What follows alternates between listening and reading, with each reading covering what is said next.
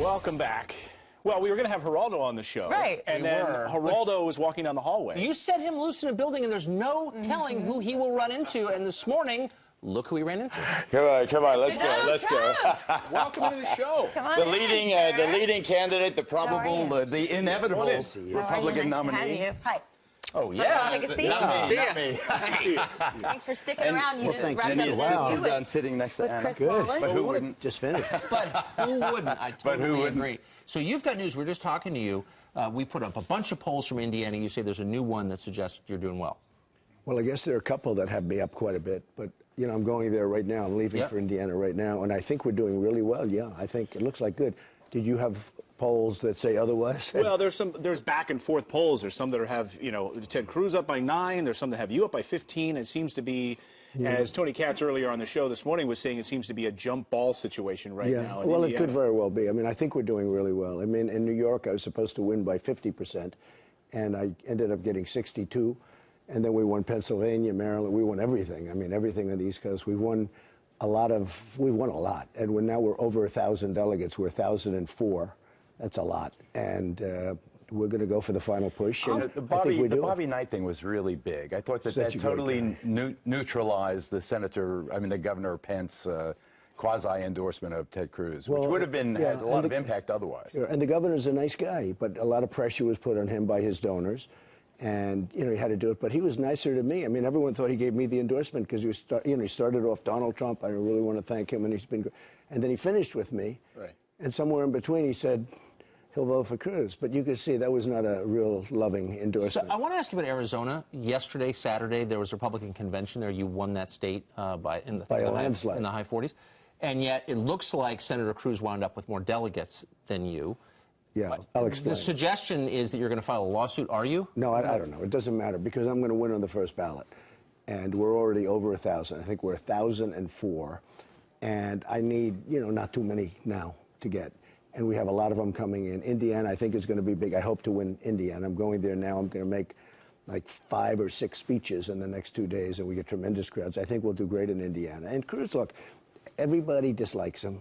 He doesn't have a senator that likes him. If you look, his all-time favorite senator is Jeff Sessions, right, from Alabama, who's an amazing guy. He's supporting me. He just came out, he endorsed me. Cruz, there's something going on with him. I mean, there's something What are you going to do if you're 20 short and they try to screw you? Well, look, I have 4 million votes more. Nobody ever talks about that. In fact, you're saying, I just saw in your show, that I have a record. I'm over 10 million votes. By next week, it'll be the biggest in the history of Republican primaries. And I'll end up, after California, having maybe 5 million more than anybody's ever had. Nobody's ever had these numbers before. And I'm up by 400 delegates or more than that. And wouldn't it be ridiculous if you don't get it in the first ballot and then a guy that had 5 million votes less? Because by the time it ends, it'll be 5 or 6 million votes less. Mr. Trump, there's a report in the Hill this morning that that if it does go to a contested convention, that you guys, your campaign, doesn't really have a blueprint on how to handle that. Also, not for picking a vice president or for funding a general election campaign. How do you respond? Well, vice president, I don't want to think about it. I mean, a lot of people want to be vice president. I thought you told me. Yes, you do. Other than Geraldo. You running? Other than Geraldo. Geraldo would be great. I get that Spanish vote in about 2 seconds. I got to talk to you about Wouldn't that be good? But we have tremendous, you know, everything's just going, and we're not really playing for the second. You understand? Whenever you read that stuff, they try and make it a big deal.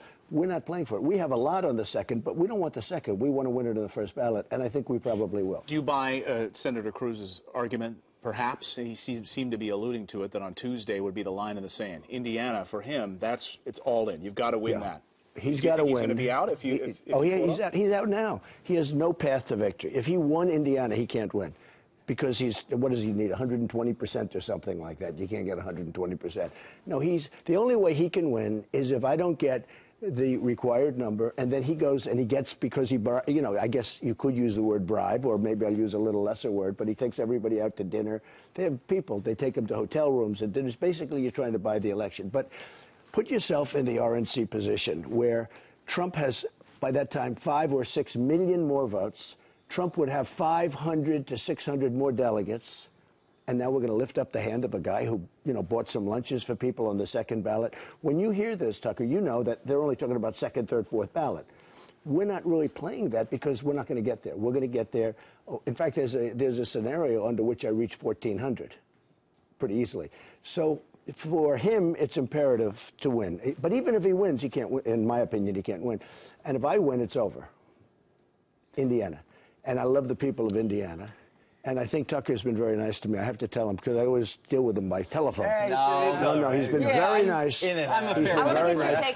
And you know what? He's been very professional. But, you know, which is hard to believe. With the friends. You see Corey Landowski, your campaign manager over there. You could have dumped him like a hot potato after the allegation that he pushed that lady reporter, and you stuck by him. Why did you stick by him? You could have dumped him in there. I was ready to fire Corey. I didn't want to fire Corey. He's a good man, but a great family, great wife, kids. I was ready to fire Corey when I heard about it. But I'm a rich guy that has cameras in ceilings. It was in my club, and I have security cameras. And I saw the camera. Now, her police report said thrown to the ground, and you know, I said, man, what happened? Why did you do such a thing? But I was in the group, and I said, wait a minute, that was the one that was grabbing me. Maybe I should file a report. She was grabbing me like that. You know, that's when I was looking down and pulling up. She was terrible, I think. She filed a report that she was essentially almost thrown to the ground and then thrown to the ground. So when I got the camera, I looked, I said, wait a minute, he didn't do anything wrong. And once the police saw the camera, and everybody saw the camera, and I stuck with him. Now, Cruz said he should be fired immediately. I said, how do you fire a person before you knew what happened? But I will tell you, I was going to fire him based on the reports. Fortunately, we had a camera. That was a great camera in the ceiling. In fact, I said to my guys, don't we have a good camera system here? They said, the best, Mr. Trump. I said, well, take the cameras out, let me see. And he didn't actually even hit her. He just sort of ran interference. She was grabbing me. She broke through the Secret Service. She wasn't supposed to be there, and the press conference was over. And then he just like walked through because she shouldn't have been doing that. She was grabbing my arm. Okay, when it's all said and done, and you know what she put in her police report? I believe, weapon. I believe she put teeth, fists, and feet. He didn't do anything. Now, it would have been very easy for me to do the politically correct thing. This guy Cruz said he should be fired immediately. That's a lack of loyalty. And just like I was loyal to him, and I was right, and now I'm getting credit for it, but I was right, I'll be loyal to the American people. We'll defend the American people. Well, you showed your loyalty there. We want to get your take on some video because we haven't heard you respond to this. Heidi Cruz was out on the campaign trail yesterday. She was laying out the reasons why America should vote for Senator Ted Cruz and why her husband is great. And one of the things she said is quite interesting. Let's listen to this line. Ted is an immigrant. He is Hispanic. We can unify this party. He is an immigrant. It's just Did so she get bad. that from you? Let me tell you, he's an immigrant. He is an immigrant. I assume she's saying he's an immigrant from Canada because, you know, he lived in Canada for the first 4 years of his life. Not an immigrant like I think she's referring to. She's, I assume, referring to one of your areas of the world, right, Geraldo? You mean the Hispanic world? Yes. You and I need to have a dinner. I think, no, I think that's it. I am, which is part of the Hispanic world. I think that's it. No, that's what I think she's referring to. I'm not sure.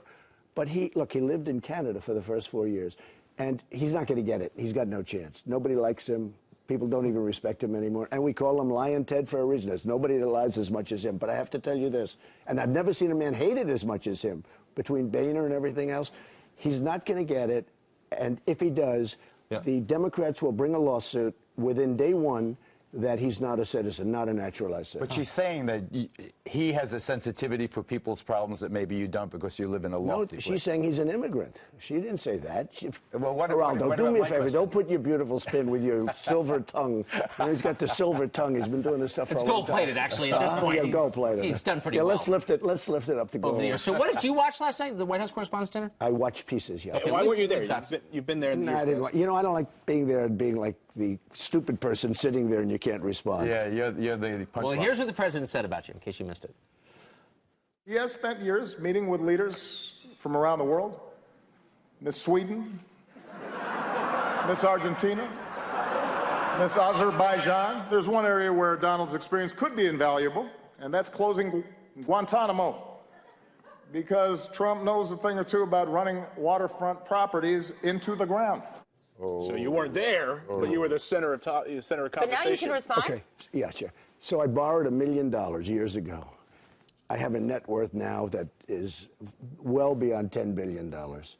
I do have a lot of waterfront properties, and they are doing great, whether it's in Los Angeles, where you know, whether it's along the Potomac River, whether it's on the Atlantic Ocean, and I have a lot of them, Turnberry in Scotland.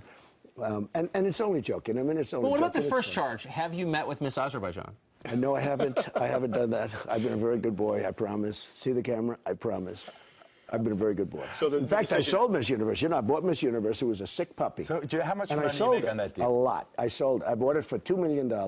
It was very sick. It was owned by Madison Square Garden Corporation and Paramount Pictures. I made it really good over a 15-year period. I just sold it to IMG for a tremendous amount of money. It was a great deal. And I didn't want to sell it, but I thought owning Miss Universe when I'm running for president, not the best. That's a bad combination, right? Hillary Clinton has been putting out these Hillary cards now. You guys have been going back and forth and playing the woman card. She, in an interview on Thursday night, I believe, was responding to the question about how she would deal with a tough general election with Donald Trump. And she says, look, I'm used to men sometimes going off the reservation. I know how to handle them. What do you respond? I thought it was a terrible answer. She said, I'm used to dealing with, and what was the word? Go ahead. She used a certain word, certain type of men. Off the reservation. Men that are off the reservation. And I said to myself, that's a horrible expression. Now, if I would have used that expression maybe in the opposite form, it would have been a front page story. She uses it, she gets away with it. That's a very demeaning remark to men, in my opinion.